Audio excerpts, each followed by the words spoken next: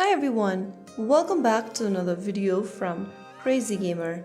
Today in this episode we are gonna be learning how to block someone on Rec Room. If you want to block a player in Rec Room, first of all launch open the Rec Room application on your device and log into your account if you haven't already. Now, go ahead and tap on the wristwatch icon at the top left if you are on this Dome page, and then once you do that, go ahead and click on People from the bottom of the screen. Now, if you have got friends in Rec Room, you will see the list of friends on this page.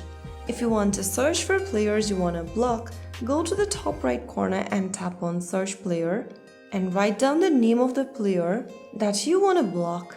Once you find the person in the search results that you want to block, go ahead and tap on their name and it will open up their profile. From their profile, go to topmost section and look for the block button. Make sure that you are choosing the correct person to block. Tap on block at the top and you have successfully blocked the chosen contact. The player is now blocked and cannot send you messages, interact with you, or join your games. That's how you successfully block someone in Rec Room to maintain a safe and fun gaming environment. If you found the tutorial helpful, don't forget to like, share and subscribe. I will see you again in the next video. Thank you for watching.